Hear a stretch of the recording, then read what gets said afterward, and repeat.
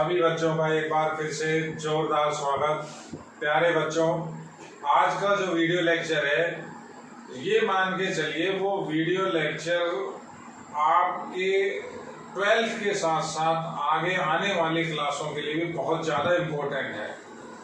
उसको आपको थोड़ा हल्के में नहीं लेना है।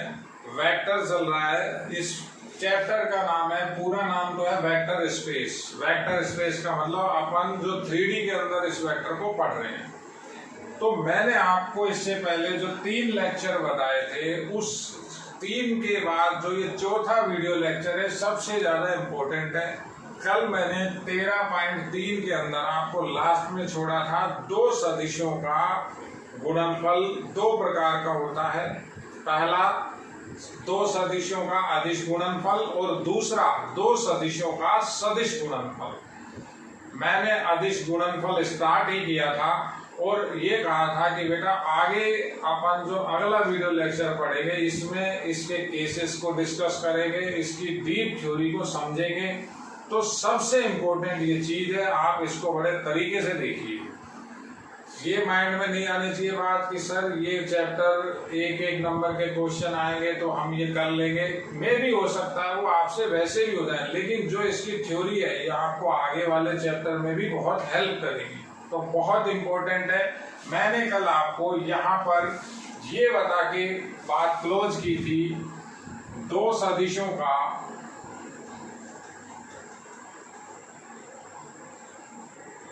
अदिश गुणनफल, 2 सदिशों का अदिश गुणनफल, ये अपना पहला एक टॉपिक था। इसका मैंने आपको फॉर्मूला बताया था और थोड़ी सी इसकी आपको जानकारी दी थी। किस तरह से बताया था, एक बार पुनः अपन रिवाइज कर लेते हैं। मान लेते ए वेक्टर है और ये दूसरा अपना बी वेक्टर है, दोनों के बीच में एंगल थीटा है और ये कोई इनका इनिशियल पॉइंट है। तो आपको इसका जो फॉर्मूला बताया था वो लिखा था ए डॉट बी, ए का परिमाण, बी का परिमाण, गुणनफल और कॉस थीटा। या इसको अपन ए और इसको बी भी लिख सकते हैं, तो ए बी कॉस थीटा। इतने कहने के बाद अपन ने अपनी बात आज दोबारा स्टार्ट करनी है, वीडियो लेक्चर 13.4। तो आज अपन इसके केसेस को पढ़ेंगे, अलग अलग इसमें जो केस बनते हैं आपको केस समझने पड़ेंगे। केस के अंदर 1, 2, 4 काफी बिंदु होंगे। उन बिंदुओं को आपको बेटा रटना नहीं, किसी भी तरीके से नहीं रटना। मैथ के स्टूडेंट से तो हर बात आप कैसे भी उसको निकाल भी सकते हो। तो केस नंबर, पहला केस है केस वस्त। पहला केस, जब दोनों सदिश समानांतर, दूसरा नाम लिख रहा हूं संपाती। ये पहला केस। अब समानांतर या संपाती की क्या कंडीशन बनती है, बड़ा सिंपल सा है। अगर डायग्राम बनाए तो ये देखिए, दोनों वेक्टर आपस में पैरेलल हो गए। ये ए वेक्टर है, ये बी वेक्टर है। संपाती की बात करें तो जो एक वेक्टर ए है, इसी के ऊपर इसी की लेंथ का, लेंथ मतलब इसी के परिमाण का, जैसे ये लेंथ का ये एक वेक्टर और इसी यही आ गया, यू का यू, तो ये हो गया संपाती, कोइंसिडेंट। तो इस कंडीशन के अंदर हमको हर कंडीशन में, इसी क्या हर कंडीशन में हमें जो ये थीटा है इसको ड्राइव करना है। अब यहाँ अपन सिंपल लिखेंगे, यहाँ थीटा की वैल्यू 0 डिग्री होगी। अगर ये 0 डिग्री की वैल्यू को इस फॉर्मूले के अंदर पुट करते हैं तो हमारा फॉर्मूला बनता है ए डॉट बी, ए का परिमाण, बी का परिमाण और cos 0। cos 0 की वैल्यू 1, तो ये आपका एक रिजल्ट आएगा ए डॉट बी की वैल्यू उन दोनों के परिमाणों के गुणनफल के बराबर। या इसको ए बोलते हैं, इसको बी बोलते हैं, या ए बी भी लिख सकते हैं। तो ये एक पहला केस। ऐसा नहीं है कि ये बात यहाँ खत्म हो गई, इसी के अंदर बातों के अंदर बातें छुपी हुई हैं। जो वेक्टर का चैप्टर है बेटा, उसमें आपके जो क्वेश्चन आंसर होंगे, जो क्वेश्चन आपके आएंगे, वो लैंग्वेज मिलेगी आपको। लैंग्वेज कैसे मिलेगी? आपसे क्या कहेगा? आपसे इस तरह की बात कहेगा, यदि ए व बी परस्पर समानांतर हो, कहेगा ए और बी परस्पर समानांतर है, तो अब आपको कोई ना कोई कॉन्सेप्ट खुद लगाना पड़ेगा। तो क्या कॉन्सेप्ट हुआ? तो क्या लिखा हुआ है ये? तो उनका बिंदु गुणनफल उनके परिमाणों के गुणनफल के बराबर होता है। अब ये तो लैंग्वेज की बात हो गई। यदि ए और बी आपस में पैरेलल है, समानांतर है, तो उनका बिंदु गुणनफल, उनका डॉट प्रोडक्ट उनके परिमाणों के गुणनफल के बराबर होता है। तो उनका अदिश गुणनफल उनके परिमाणों के गुणनफल के बराबर होगा। ये जो मैंने बात लिखी है, ये फुल ऑफ हिंदी के अंदर लिखी है, लैंग्वेज में लिखी है। इस लैंग्वेज को आपको मैथमेटिकल फॉर्म में कन्वर्ट करना पड़ेगा। कैसे कन्वर्ट करते हैं, कैसे समझते हैं, इस बात को आप थोड़ा सा समझिए, देखिए। हमारे पास जो ये लैंग्वेज लिखी हुई है, जो आपको चीज देगा वो किस तरह से देगा, देखिए। और बड़े इंपॉर्टेंट टॉपिक है, बड़े तरीके से समझिए। ऐसा कहेगा ए पैरेलल है बी के, ये दे दिया, या तो लैंग्वेज बताएगा ये बताएगा। तो आप ऐसा लिख सकते हो, अगर आपको ये दे रखा है तो ये निशान होता है तो का, तो आप क्या लिखोगे? ए डॉट बी बिंदु गुणनफल बराबर हुआ दोनों के परिमाणों के गुणनफल के। अब होगा क्या? कभी तो ये देगा तो हम ये लिखेंगे, और जब ये देगा तो हम ये लिखेंगे, तो ये इधर से इधर भी चलेगा। यानी जब दिया दोनों समानांतर तो लिखा क्या? डॉट प्रोडक्ट परिमाणों के गुणनफल के बराबर, और ये दिया तो हमने ये लिखा। इसको बोलते हैं यदि और केवल यदि। इससे ये बनता है, इससे ये बनता है। जैसे केमिस्ट्री के अंदर पहले भी बताया था, उत्क्रमणीय अभिक्रिया होती है। उत्क्रमणीय अभिक्रिया के अंदर रिएक्टेंट से प्रोडक्ट बन जाता है, प्रोडक्ट से वापस रिएक्टेंट बन जाता है। तो वही की वही बात यहाँ है। ये एक मेन पॉइंट है, इसको आप समझिए, पहली बात। अब दूसरी बात कर लें। ये जितने भी मैं आपको लिख रहा हूं, ये मान के चलिए सब फॉर्मूले हैं, कहीं ना कहीं किसी न किसी क्वेश्चन में जरूर आएंगे। एक ही केस की बात चल रही है अभी, केस नंबर है आपका पहला। दूसरे केस पे मैं अभी नहीं आया, पहले केस को बारीकी से देखिए। अगर आपको थ्योरी क्लियर आ रही है समझ में, थ्योरी आपको समझ में आ रही है, तो बेटा कैसा भी क्वेश्चन आ जाए, क्वेश्चन आप कर लो। अब देखते हैं आगे। ये एक बात, इसे मैं हटा रहा हूं। दूसरी बात, आपको ये लिखा हुआ है आई कैप डॉट आई कैप, तो हमने इसको भी रट रखा, हमने रट रखा 1 जे कैप डॉट जे कैप 1। रटना नहीं, समझना, फॉर्मूला लगाएं। समझी हुई चीज हमेशा याद रहेगी, हमेशा माइंड में रहेगी। रटी हुई चीज आप भूलोगे। तो फॉर्मूला ये हुआ, पहले का परिमाण दूसरे का दोनों सेम है, यानी संपाती है। एक वेक्टर के ऊपर दूसरा वेक्टर है। ये है क्या? आई कैप। ये एक्स अक्ष का यूनिट वेक्टर है। और कॉस, तो कोण कितना बीच में? 0 डिग्री। आई डॉट आई की वैल्यू क्या आई? किसी भी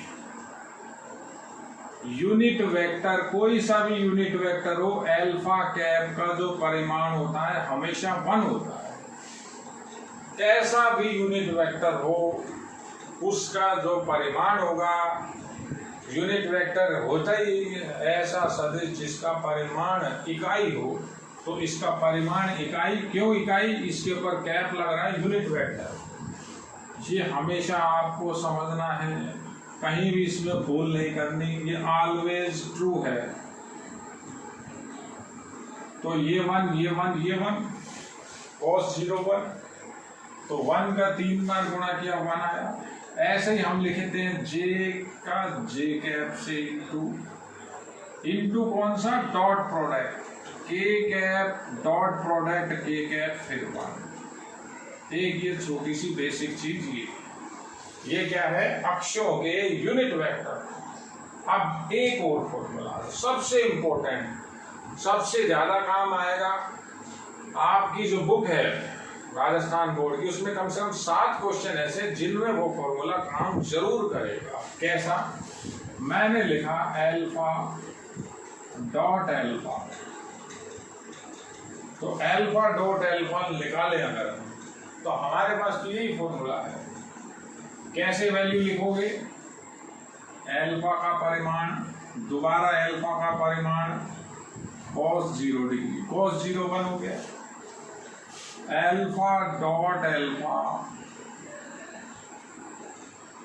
उसी सदिश का उसी से बिंदु गुणनफल उसके परिमाण के वर्ग के समान होता है। 2 बार हो गया, स्क्वायर लिख दिया, सबसे ज्यादा इंपॉर्टेंट है।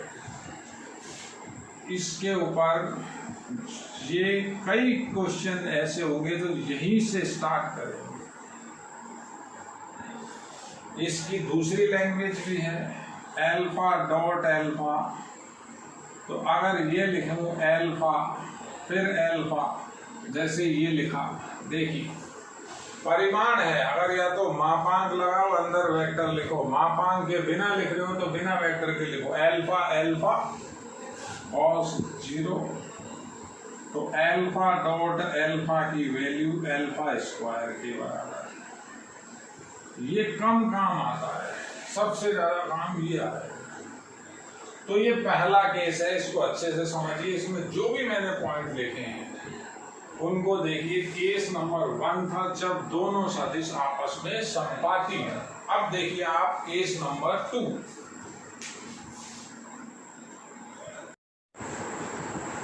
देखिए विद्यार्थियों, केस नंबर 2, जब दोनों सदिश आपस में लंबवत हो। अब लंबवत किस तरह से होगी, बड़ा सिंपल सा काम है। पहला वेक्टर है ये वेक्टर और ये कोई दूसरा वेक्टर है बी वेक्टर, आपस में एंगल बीच में थीटा की वैल्यू क्या हो जाएगी, 90 डिग्री। दिखने में बड़ी छोटी सी बात लगती है, लेकिन जो इसके अंदर कंडीशन है वो कंडीशन को आपको क्वेश्चन में कैसे अप्लाई करना है मैं वो भी बताऊंगा। तो लंबवत के अंदर अपन यही फॉर्मूले के अंदर थीटा की वैल्यू 90 डिग्री रखेंगे, cos 90 की वैल्यू 0, तो सिंपल सा किस तरह से आएगा, a डॉट बी, a का परिमाण b का परिमाण cos 90, तो simple value I a dot B, कुछ भी परिमाण हो cos 90 0, सब 0, ये आया आपका 0। तो जो पहला आपका रिलेशन बना, जो पहला संबंध बना वो इस तरह से बना। मैं पहले लैंग्वेज लिखता हूं। यदि दो सदिश परस्पर लंबवत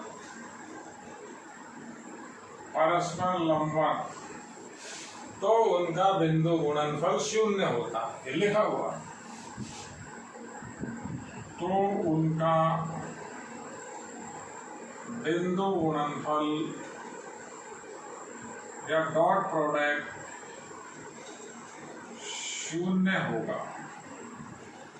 ये लैंग्वेज केवल और केवल आप लोगों के समझने के लिए है। हम मैथमेटिकल काम जब करेंगे, हमें क्वेश्चन आंसर करने, इक्वेशन के बाद इक्वेशन लिखनी है, समीकरण लिखनी है, तो भाषा ये खुद देगा, अर्थ हम निकालेंगे, उस अर्थ को कैसे अप्लाई करेंगे ये देखिए। आप क्या लिखेंगे, A vector perpendicular to B vector, ये लंबवत का निशान है, तो आप लिखोगे ए डॉट बी की जो वैल्यू है वो 0। अगर ये दे रखा है तो आपको ये लिखना है, और ए डॉट बी की वैल्यू 0 है तो आपको ये भी लिखना है। कई बार कहेगा दोनों का बिंदु गुणनफल 0 है, तो इसका मतलब वो दोनों आपस में लंबवत हैं। तो इधर से इधर, ये पहला इंपॉर्टेंट रिलेशन आया। इसी रिलेशन को अब अपन अक्षों के यूनिट वेक्टर के हिसाब से समझते हैं। अक्षों के यूनिट वेक्टर किस तरह से, आई कैप डॉट जे कैप की बात करें, देखिए आप अक्षें आपस में 90-90 डिग्री पर, एक्स अक्ष का यूनिट वेक्टर आई कैप, वाई अक्ष का यूनिट वेक्टर जे कैप और जेड एक्सिस का यूनिट वेक्टर के कैप। तो इनके बीच में 90 का एंगल हो गया। एक बार फॉर्मूला लगाएं तो आई कैप जे कैप cos 90, ये 1 cos 90 की वैल्यू 0, तो इसका रिलेशन आया आई डॉट जे की वैल्यू 0। इसी तरह से जे वेक्टर डॉट के वेक्टर की वैल्यू 0, और इसी तरह से के कैप वेक्टर का आई कैप वेक्टर से जब बिंदु गुणनफल करेंगे तो वो 0। ये 3 रिलेशन। अब सबसे इंपॉर्टेंट बात जो आपको बिल्कुल भी नहीं भूलनी है, बहुत इंपॉर्टेंट है, वो है, मैं इसको क्वेश्चन की फॉर्म में लिख रहा हूं। क्वेश्चन नंबर मैं 6 कर रहा हूं। क्वेश्चन नंबर 6 मेरा है, सिद्ध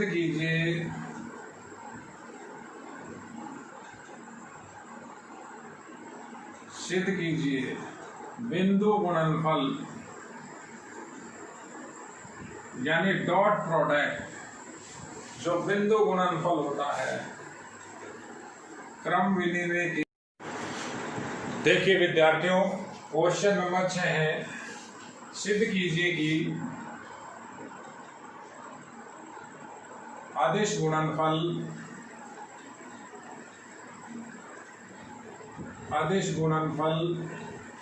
क्रम विनिमय के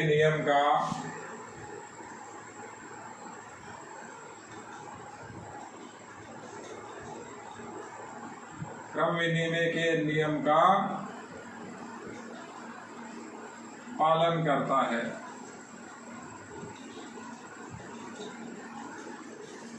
इस चीज को भी आपको बहुत तरीके से समझना है। क्रम विनिमय का मतलब क्या होता है,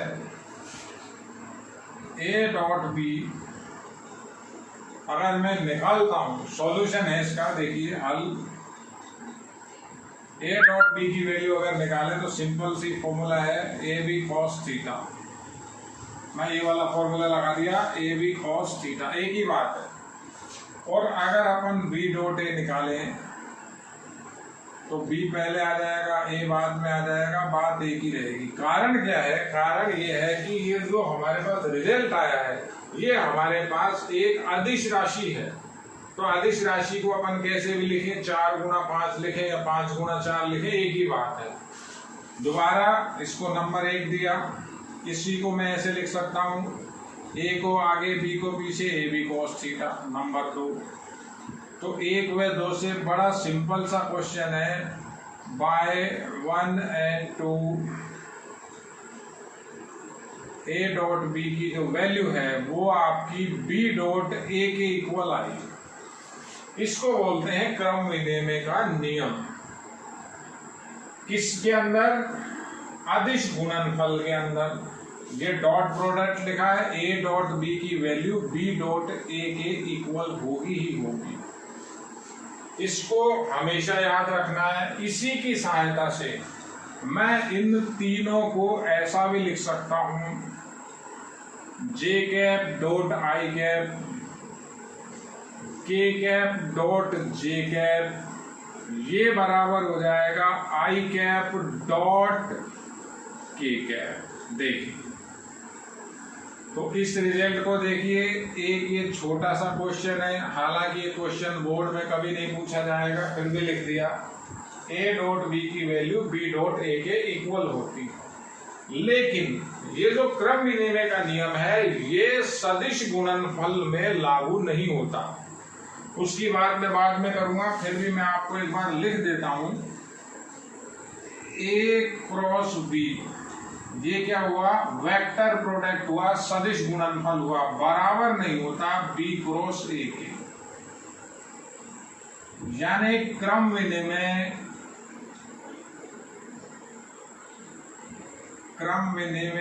सदिश गुणनफल में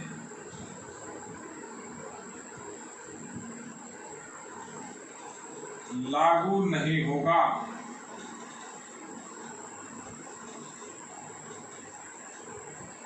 लागू नहीं होगा या नहीं होता, इसको अपन करेंगे बाद में डिस्कस। तो मेन पहले अपना जो केस नंबर 2 चल रहा है उसी की बात चल रही है, जब दोनों सदिश आपस में लंबवत हो। तो लंबवत में जो सबसे बढ़िया कंडीशन मैंने आपके सामने लिखी हुई है वो ये तो लैंग्वेज लिख रही है, और ये उसका रिजल्ट है। अगर a वेक्टर लंबवत हो b वेक्टर के तो दोनों का जो बिंदु गुणनफल है वो शून्य होता है। बात अभी बिंदु गुणनफल की चल रही है, क्रॉस प्रोडक्ट की बात अभी अपन नहीं कर रहे। तो दोनों का बिंदु गुणनफल 0 है तो दोनों आपस में लंबवत हैं, अगर लंबवत हैं तो दोनों का बिंदु गुणनफल होगा 0। और जो अक्षों के यूनिट वेक्टर हैं अगर वो डिफरेंट हैं, डिफरेंट मतलब i का j से, j का k से या k का i से, डिफरेंट यूनिट वेक्टर हो अगर अक्षों के, तो उनका बिंदु गुणनफल 0 होता है। चाहे आप इनको इस तरह से लिखिए चाहे इस तरह से लिखिए, क्रम विनिमय का नियम का पालन होगा। ये भी मेन पॉइंट है, a डॉट b बराबर होगा b डॉट a के। जनरली अगर लिखना चाहें, वैसे भी समझना चाहें तो कहीं भी लिखा हो तो अल्फा डॉट बीटा की वैल्यू हमेशा इक्वल लिख सकते हो बीटा डॉट अल्फा के। जब आप इसको ये लिखोगे तो आपको साइड में लिखना पड़ेगा, क्या लिखना पड़ेगा, क्रम विनिमय से, क्रम विनिमय से जो भी आप चीज बता रहे हो उसको लिखोगे कि क्रम विनिमय का नियम डॉट प्रोडक्ट में बिंदु गुणनफल में लागू होता है। ये आपका है केस नंबर 3। अब एक छोटा सा केस हो रहा है, केस नंबर ये केस नंबर 2 था, एक छोटा सा केस हो रहा है केस नंबर 3। उसको भी एक बार लगे आप कंसीडर कर लेते हैं। तीसरे केस के अंदर बड़ा सिंपल सा केस है, उसको मैं आपको यही बता रहा हूं शॉर्ट में, वो इतना काम नहीं आएगा जितने ये हैं। तीसरे केस की बात है, केस नंबर 3। जब दोनों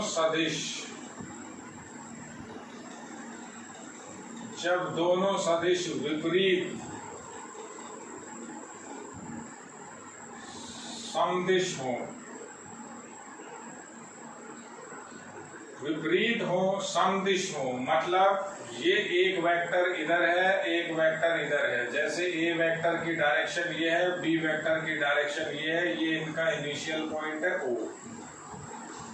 एंटी डायरेक्शन में है, एक ही रेखा पर है, समदिश है, समान दिशा है, एक ही रेखा पर है, तो जो एंगल बना ये एंगल आपका पाई के बराबर होगा, पाई यानी 180 डिग्री के बराबर होगा। तो वहां अगर हम cos थीटा में थीटा की वैल्यू 180 डिग्री रखेंगे तो cos 180 की वैल्यू -1, तो सिंपल सी जो बात हमारे पास आगे आएगी वो क्या आएगी, ये छोटा सा केस है इसको भी लिख लेते हैं। यहां थीटा की वैल्यू आई 180 डिग्री, तो a डॉट b की जो वैल्यू हमारे पास बनेगी वो आएगी a का मॉडुलस b का मॉडुलस cos 180 डिग्री। यानी a डॉट b की जो वैल्यू बनी, इसकी वैल्यू a होती है, इसकी वैल्यू b होती है, ab cos 180 की वैल्यू -1, तो माइनस को मैंने यहां लगा दिया। यानी इसका क्या मतलब है, अगर दोनों विपरीत दिशा में समदिश हों तो उनका बिंदु गुणनफल उनके परिमाणों के गुणनफल के तो बराबर होगा, लेकिन माइनस चिन्ह के साथ। ये एक छोटा सा केस था, केस नंबर 3। ये तीनों के तीनों एंगल आपको ध्यान रखने हैं जब थीटा की वैल्यू 0 हो, जब थीटा की वैल्यू 90 हो और जब थीटा की वैल्यू आपकी 180 हो। ये 3 केस हमने बनाए थे अदिश गुणनफल के अंदर। अभी मेरा टॉपिक यही चलेगा, अदिश गुणनफल में 1-2 पॉइंट और हैं, उसके बाद हम वेक्टर चालू करेंगे सदिश गुणनफल। तो उसमें भी इस तरह के अलग अलग केस बनते हैं, फिर उनको अपन कंपेयर करेंगे। ये तीनों केस देखिए, इसके आगे बात करते हैं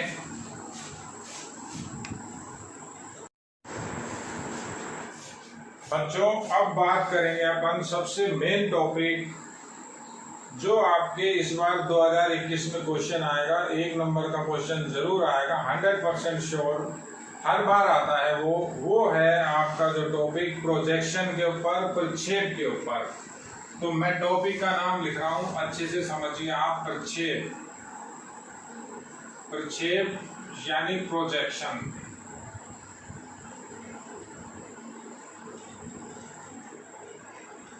अब ये प्रोजेक्शन क्या होता है, पहले आप इसको थोड़ा सा बेसिक समझ लीजिए, हालांकि फिजिक्स के रिलेटेड टॉपिक है।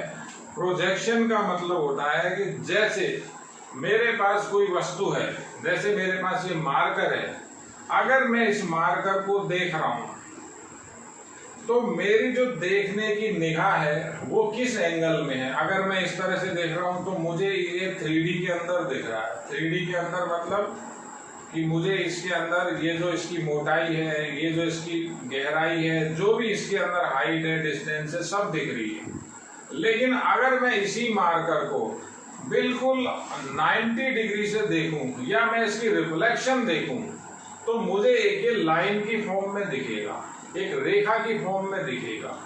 जैसे एक दूसरा एग्जांपल, आपके पास एक क्रिकेट की बॉल है, तो क्रिकेट की बॉल को जब आप देखते हो तो 3D के अंदर दिखेगी आपको। आपके पास कोई बॉल है, अगर आप उसको देखोगे तो आपका देखने का जो एंगल है वो इस तरह से होगा या इस तरह से होगा, तो आपको 3D में दिखेगी। लेकिन उसी बॉल को अगर आप बिल्कुल 90 डिग्री पे इस तरह से देखोगे तो आपको वो एक वृत्त दिखेगा। यानी हमारा जो प्रोजेक्शन है, जो 3D का जो प्रोजेक्शन होता है वो 2D में जाकर के मिलता है। किसी तरह से समझिए, जैसे अपन अपनी आंख से किसी चीज को देख रहे हैं, मैं इस आंख से एक बॉल को अगर देख रहा हूं तो मेरा जो 90 डिग्री का अगर एंगल है, देखने का तरीका 90 डिग्री का है, तो वो जो मुझे बॉल दिखेगी या जो वो मेरे पास जो गोला है, जो मेरे पास गोला या स्फेयर है, वो मुझे वृत्त दिखेगा।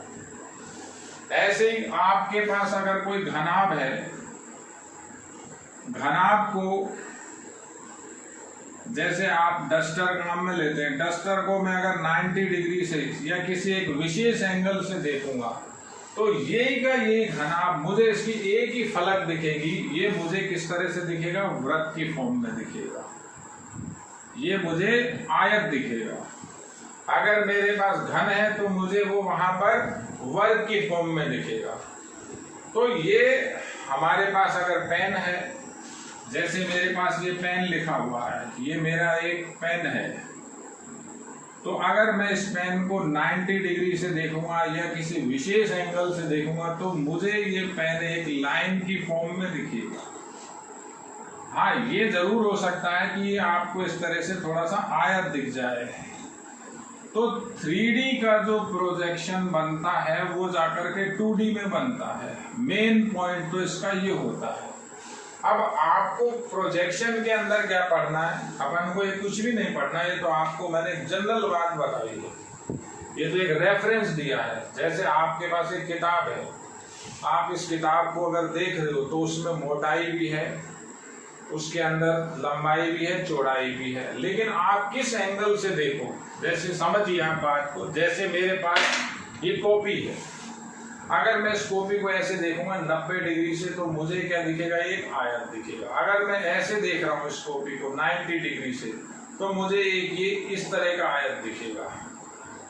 देखने वाली बात है, यानी 3D का जो आपका प्रोजेक्शन बनता है वो जाकर के 2D में बनता है। अब बात अपन करते हैं, अपन को क्या पढ़ना है इसके अंदर, हमें किसी एक सदिश का दूसरे सदिश पर प्रक्षेप पढ़ना है।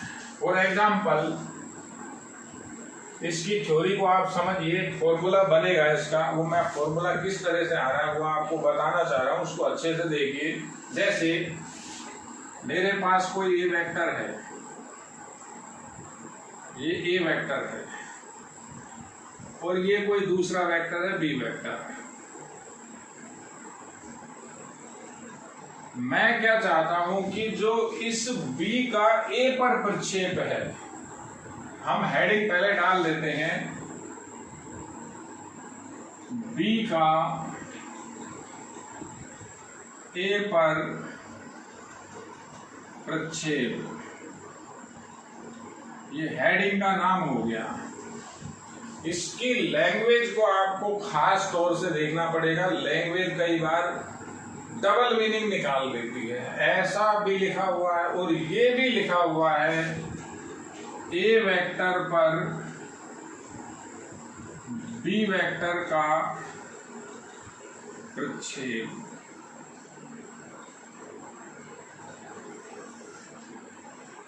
दोनों की दोनों एक ही बात है। बी का ए पर प्रक्षेप, किसका, बी का, ये भी यही लिखा हुआ है। अब बच्चा कई बार जब फॉर्मूला आएगा उसमें मैं आपको बताऊंगा जो गड़बड़ आपको नहीं करनी। पहले तो इसका फॉर्मूला बनाते हैं अपन, दोनों एक ही बात। अब प्रक्षेप क्या होता है, हमारे पास जो ये बी का लास्ट पॉइंट है, मान लेते हैं मेरे पास बी का लास्ट पॉइंट यही है, कैपिटल बी, इस बी वेक्टर का, इस ए वेक्टर का, यानी इसका जो ए का पोजीशन वेक्टर ओ ए है, पहले तो ऐसा लिख देता हूं, ओ बी वेक्टर की वैल्यू बी वेक्टर है, ओ ए वेक्टर की वैल्यू ए वेक्टर के बराबर है। अब प्रोजेक्शन क्या होता है, अभी आपको मैंने इससे पहले डिस्कस किया है। प्रोजेक्शन का मतलब होता है हम इस चीज को 90 डिग्री से देखें। अगर मैं यहाँ से 90 डिग्री से लंब डालता हूँ तो लंब जो यहाँ पर आकर के मेरा मिलेगा, मान ले ये एल वेक्टर पर मिलता है, तो ये जो OL दूरी है, OL को हम प्रक्षेप कहते हैं। प्रक्षेप किसका, OL को B का A पर प्रक्षेप कहते हैं।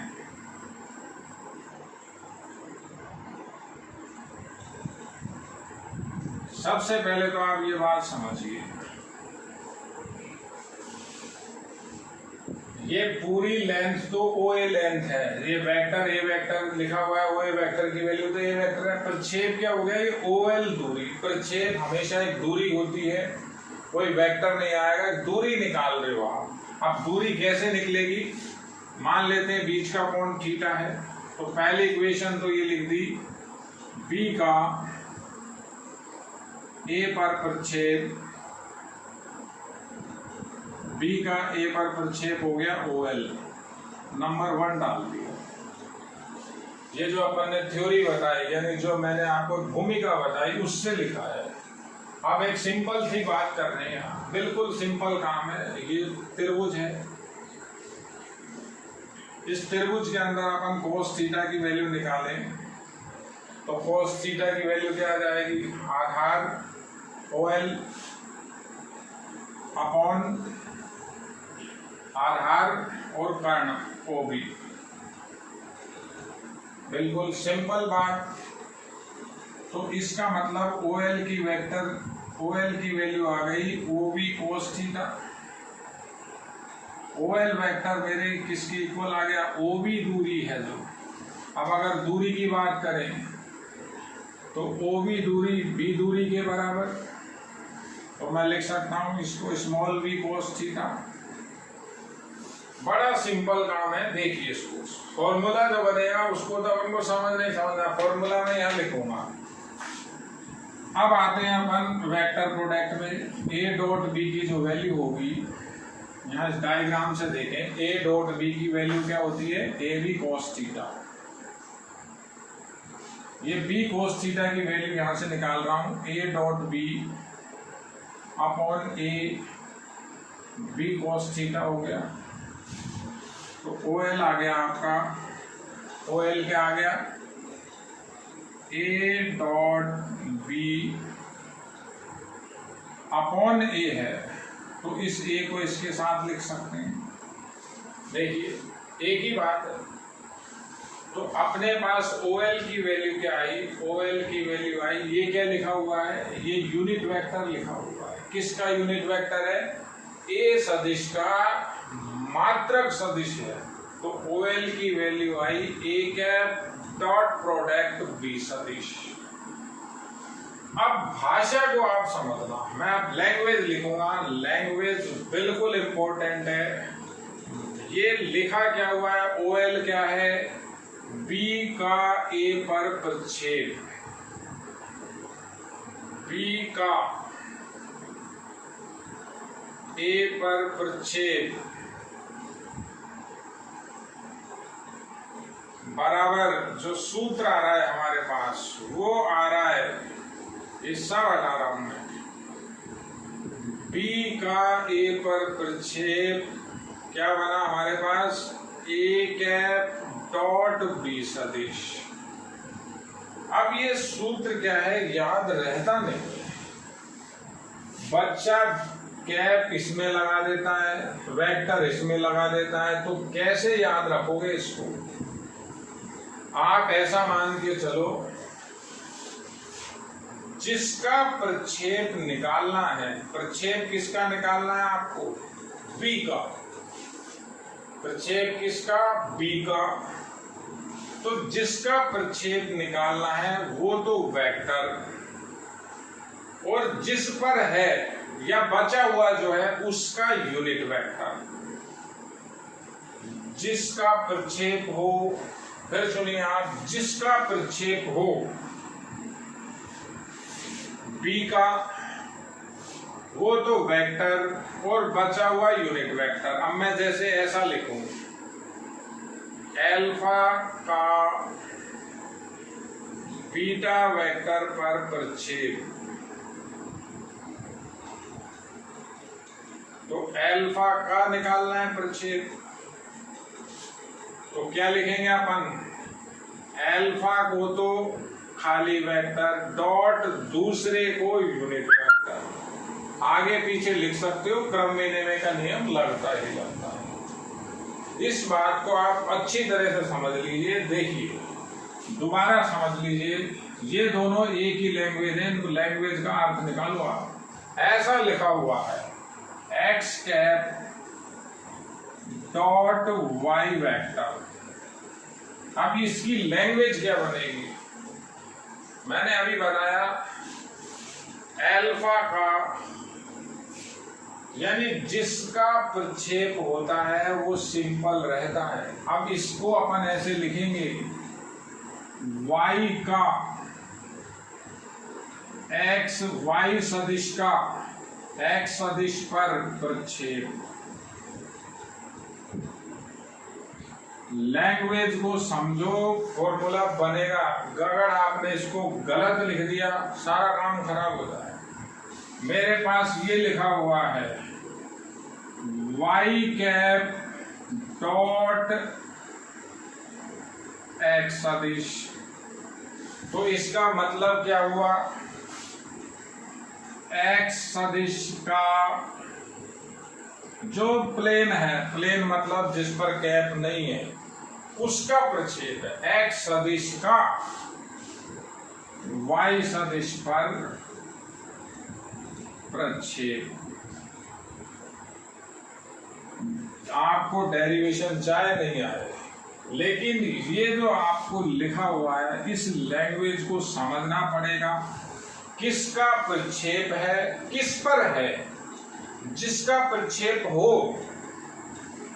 उसको तो सिंपल वेक्टर, और जिस पर वो प्रक्षेप हो उस पे यूनिट वेक्टर, उस पे कैप लगेगा। क्लियर है ये बात? इसी पे मैं आपको अभी 2 क्वेश्चन एक साथ करा रहा हूं। ये प्रक्षेप के देखो दुनिया भर के सूत्र लिख रहे हैं। ये एक फॉर्मूला, ये दूसरा फॉर्मूला, इनको रटना नहीं है। मैं आपको पहले बता रहा हूँ, रट लिया सारा काम खराब हो जाएगा। मैं तो डेरिवेशन भी किया, डेरिवेशन चाहे आप मत समझो, लेकिन उसको लिखना कैसे है, तरीका क्या है। ये देखो, ये दोनों भाषा एक ही है, इस भाषा को समझो। ये कह रहा है ए पर, और ये भी ए पर कह रहा है, लिख तो आगे पीछे रहे। तो जिस पर प्रक्षेप हो, जिस पर हो उसका तो क्या लगता है, कैप। किसका, बी का प्रक्षेप किस पर है, ए पर। जिस पर हो तो इसकी वैल्यू क्या आ जाएगी, जिस पर हो उस पर तो कैप, डॉट प्रोडक्ट। और प्रक्षेप है किसका, अल्फा का तो अल्फा प्लेन, बीटा का तो बीटा प्लेन, ये बी का तो बी प्लेन। देखिए ये क्या लिखा हुआ है, एक्स का तो एक्स प्लेन, प्लेन मतलब खाली वेक्टर, वाई का तो खाली वाई वेक्टर। अब ये किसका है, बी का, तो बी का केवल वेक्टर लिखना है। ये है प्रक्षेप की बात। 2021 में इस पर आपका 1 नंबर का एक क्वेश्चन बेटा जरूर आएगा, 100%, 100%। मैं इस पे क्वेश्चन कर रहा हूं, आप देखिए।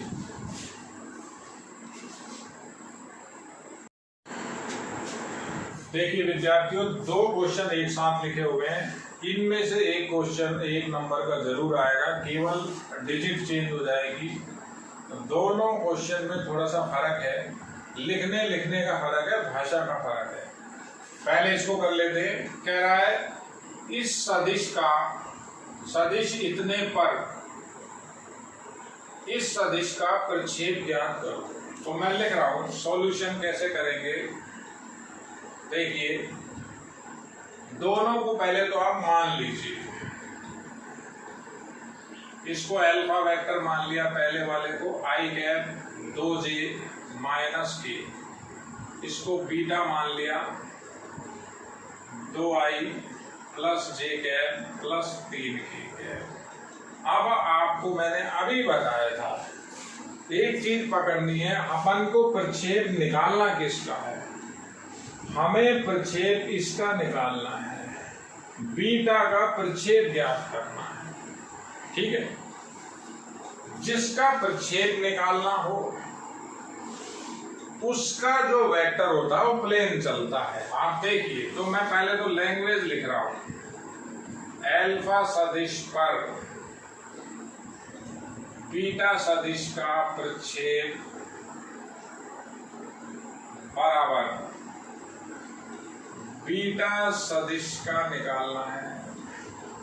तो लैंग्वेज क्या है, अल्फा के ऊपर तो कैप आएगा, डॉट बीटा प्लेन चलेगा। ये क्लियर है बात? वहां थोड़ा सा लैंग्वेज का फर्क है। जिसका प्रक्षेप हो, आप तो का को पकड़ लो, जिसका प्रक्षेप हो वो प्लेन, बीटा का तो बीटा प्लेन, प्लेन मतलब खाली वेक्टर, दूसरा यूनिट वेक्टर। अब केवल और केवल बराबर के नीचे बराबर लिखना है, बार बार लिखने की जरूरत नहीं है। अल्फा कैप की वैल्यू लिखें, अल्फा सदिश अपॉन परिमाण, और डॉट लगा हुआ है बीटा सदिश, ये सदिश का सदिश से गुणा। मान रखें अल्फा की वैल्यू ये रही, i प्लस 2j माइनस के cap, dot product 2i plus j plus 3k। ऐसा आपने 11th में किया होगा। अब अल्फा का परिमाण लिखना है, तो परिमाण मैंने आपको बता दिया अंडर रूट आई के गुणांक का वर्ग प्लस जे के गुणांक का वर्ग प्लस के गुणांक का वर्ग। तो किस में? एल्फा में। तो क्या आया? 1 और अगेन 1 इक्वल्स टू। अब डॉट प्रोडक्ट किस तरह से करते हैं अभी अपन ने थ्योरी अभी थोड़ी देर पहले भी पढ़ी है। ये 3 पार्ट है, यहाँ भी 3 पार्ट है। 3 का 3 पार्ट से गुणा होगा, 3 का 3 से, तो 9 इसके पार्ट बनते हैं, यानी 9 आपके पास मेंबर बनेंगे। होगा क्या? आई डॉट आई 1 हो जाएगा। फिर आई डॉट का जब जे डॉट से करोगे, आई कैप का जब डॉट प्रोडक्ट जे कैप से करोगे 0 हो जाएगा, पहले बताया था आपको। तो हम उनको लिखते नहीं, हम जो सिमिलर हैं I dot I, J dot J और के कैप डॉट के कैप, इन्हीं की वैल्यू को लिखते हैं, ये भी 1 हो जाते हैं। तो किस तरह से इनटू होता है? इसका इससे, यानी इनके जो गुणांक होते हैं, इसका 1 इसका 2, तो 2 बचा। अब जे की बात करें तो ये 2 और ये 1, फिर प्लस 2, फिर ये -1 और ये प्लस 3, तो ये माइनस का 3 हुआ। देखिए ये डॉट प्रोडक्ट क्या है, ये आपने 11th में भी किया होगा, इसको डिटेल में नहीं लिखना है। होगा बिंदु गुणनफल होगा आई कैप का, पहले आई कैप से 1 हुआ, आई कैप का जब बिंदु गुणनफल जे कैप से करोगे 0 होगा, फिर आई कैप का बिंदु गुणनफल के कैप से करोगे फिर 0 होगा। तो वो हम नहीं लिखते, हमने किस किस को लिखा? I dot I, J dot J, के डॉट के, वो भी 1 1 1 हो गए, तो जो उनके गुणांक थे केवल वो लिखे हैं। Divided by √6। तो प्रक्षेप मेरा कितना आया? प्रक्षेप टोटल आ गया आपका 1/√6 इकाई। प्रक्षेप क्या होता है? प्रक्षेप एक लंबाई होती है, जैसे अभी आपको मैंने डायग्राम बनाया था, ये प्रक्षेप डाला था, तो ये जो प्रक्षेप आया था एक लेंथ आई थी। अब इस क्वेश्चन को देखते हैं। इस क्वेश्चन का जो सॉल्यूशन है उसे समझिए आप। इस क्वेश्चन के अंदर क्या कह रहा है?